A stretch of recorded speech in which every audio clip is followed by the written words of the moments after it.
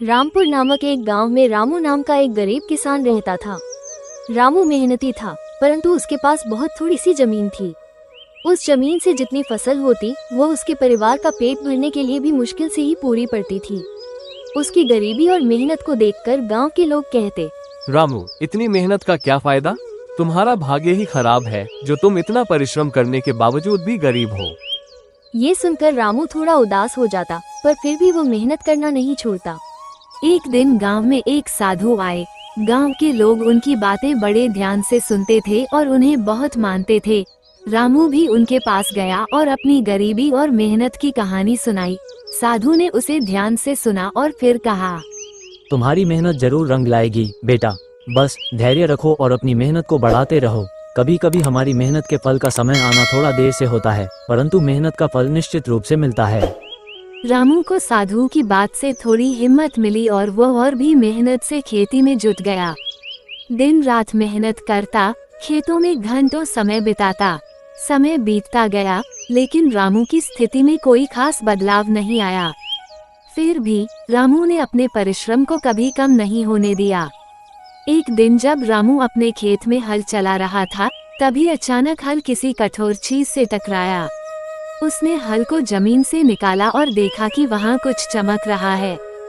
उसने मिट्टी को हटाया तो एक पुरानी धातु की हांडी निकली।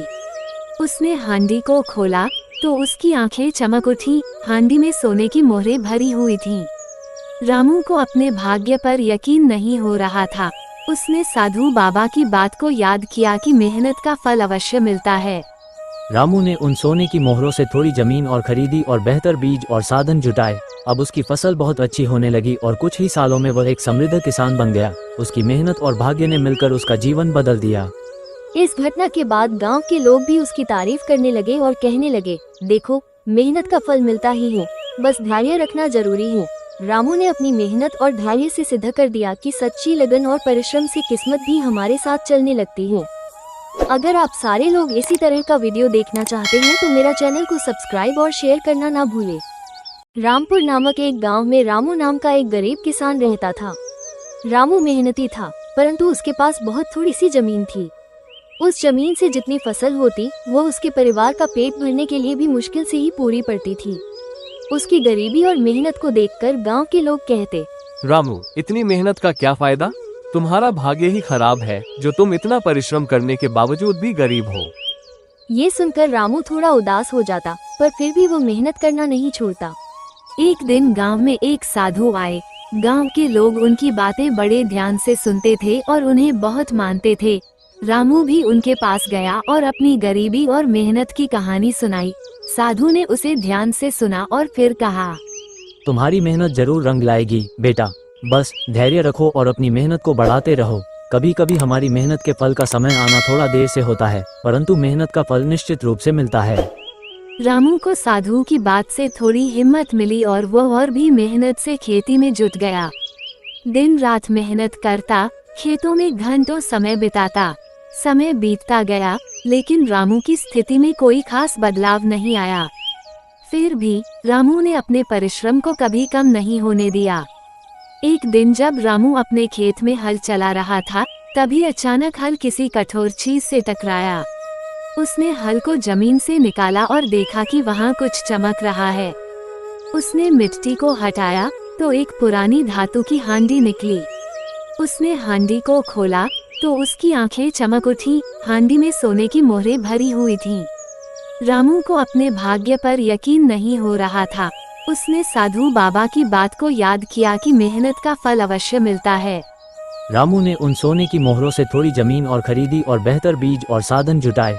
अब उसकी फसल बहुत अच्छी होने लगी और कुछ ही सालों में वह एक समृद्ध किसान बन गया। उसकी मेहनत और भाग्य ने मिलकर उसका जीवन बदल दिया। इस घटना के बाद गांव के लोग भी उसकी तारीफ करने लगे और कहने लगे, देखो, मेहनत का फल मिलता ही है, बस धैर्य रखना जरूरी है। रामू ने अपनी मेहनत और धैर्य से सिद्ध कर दिया कि सच्ची लगन और परिश्रम से किस्मत भी हमारे साथ चलने लगती है। अगर आप सारे लोग इसी तरह का वीडियो देखना चाहते हैं तो मेरा चैनल को सब्सक्राइब और शेयर करना ना भूलें। बर्दाश्त नहीं हुई तो 18 साल का होने पर रीत वहाँ से भाग आया और वहीं झुग्गी बस्ती में रहने लगा। रोजी रोटी के लिए रीत सुबह स्टेशन पर चाय और अखबार बेचता। और शाम को एक ढाबे में बर्तन धोता। वैसे तो रीत को परिवार की इतनी कमी नहीं खलती थी, क्योंकि बचपन से ही अकेले रहने के कारण उसने अकेले रहना सीख लिया था।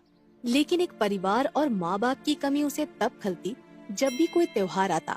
जब एक और आसपास के सभी लोग अपने परिवार के साथ त्योहार मना रहे होते थे और मजे कर रहे होते थे, तब दूसरी ओर बेचारा रीत अपनी झुग्गी में बैठा अफसोस और गम में डूबा रहता था। उसे देखकर आसपास की झुग्गियों में रहने वालों को बहुत तरस आता था। देवा रे देवा, इस नन्ही सी जान से तो भगवान ने बचपन भी छीन लिया और आई बाबा का प्यार भी।